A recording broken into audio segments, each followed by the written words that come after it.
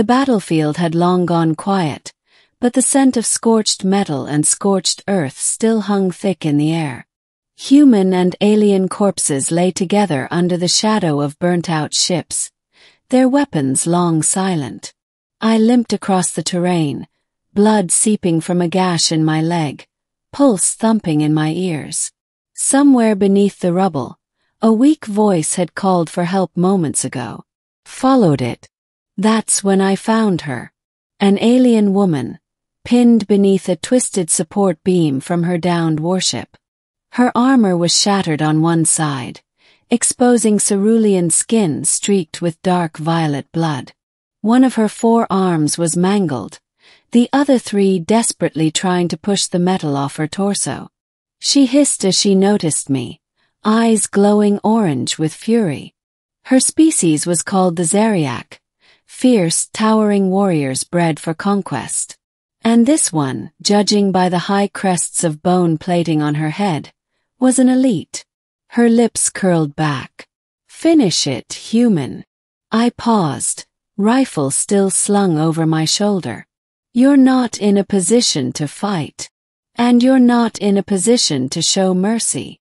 Maybe not, I said, crouching beside her. But I'm not going to kill someone who's already lost. She blinked, surprised. Her breathing was shallow. With effort, I managed to pry the beam off her body. I slid a field medkit from my pouch and began sealing the worst of her wounds. She flinched at first but then lay still, watching me work. "What is your name, human?" she asked after a while. "Sergeant Adrian Locke." "You?" She hesitated before answering. "Zara of Clan Vatari. I'm going to get you to the evac zone, Zara. You'd save an enemy." "I don't see an enemy," I said. "I see someone who deserves a second chance." She stared at me like I had just spoken forbidden words. 3 years later, the war had ended. Humanity and the Zeriak Empire had signed an uneasy truce after a mutual catastrophe. The destruction of the Pexus moon forced both sides to consider peace. A coalition had been formed, and joint rehabilitation efforts began on both sides of the old war zones. I worked as part of the liaison task force, helping reintegrate Zeriak soldiers and refugees. I never expected to see Zara again. But one morning, as I stepped into the command outpost on Darvo Station, I froze. There she stood, taller than ever, scars still visible on her face, now wearing a diplomat's armor adorned with the symbols of peace. Still a warrior, still proud, but different. Eyes met. "You're alive," I whispered. "You sound disappointed," she replied with a smirk. I laughed. "Not even close." Zara had joined the Coalition Peace Corps. Her species hadn't exactly embraced the idea of humans and Zeriak working side by side, but she didn't care. And neither did I. Over the following months, we worked together often, reconstructing schools, negotiating food distribution between species, and keeping the more aggressive factions from reigniting war. I found myself looking forward to seeing her every morning. She challenged me, laughed at me, sometimes insulted me, but never lied. Then came the day we were caught in a skirmish. A splinter group of anti-coalition extremists bombed a supply convoy, and Zara and I were caught in the blast radius. I dragged her to cover, and she returned the favor minutes later when a gunner tried to take me out. We survived barely. Later, while sitting on the debris-strewn field, I looked at her and said the words I hadn't dared to say before. "You're different, Zara." She turned her head sharply. "Different how?" "I don't know. You're stronger than anyone I know, but you care. You fought a war but still believe in peace. You scare me sometimes. But you're beautiful in your own way." Zara was silent for a moment. Then she said flatly, "Then let's marry." And blinked. "What?" "In my culture, what you said is not flirtation. It is a proposal," she said, entirely serious. "And I accept." My heart practically stopped. You're not joking. I do not joke. Especially not about mating bonds. I stared at her, the smoke still rising in the background, the ruins of battle stretching out around us. Well, I said slowly. All right then. Let's see where this goes. Alien traditions, human confusion. I was soon buried under a flood of cultural rituals I didn't understand. Zara's tribe required a challenge of endurance, a feast of truths, and the firewalk of joining. I thought the names were metaphorical. They were not. I had to run across heated obsidian while reciting my commitment vows in Zariac, a language that has 39 consonants and clicks. Barely made it. The tribal elders seemed to respect my effort. Then came the feast. Zara and I were required to tell one secret about ourselves, something that defined us.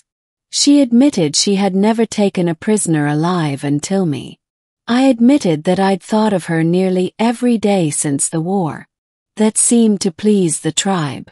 One elder grunted and said, "He is worthy." Slightly soft, but worthy. On the final night, Zara and I stood beneath the twin moons of her world, adorned in ceremonial armor, surrounded by both humans and Zariac. She reached forward, pressing her hand to my chest. "In the old ways," she said, "we swore ourselves with battle scars. But I bear mine already. You gave me those. And you gave me mercy. I would bind my life to yours, if you still mean your words." I stepped closer, placing my hand over hers. "I do." And just like that we were joined, warrior and soldier, alien and human. No rings, no priest. Just fire, scars, and truth.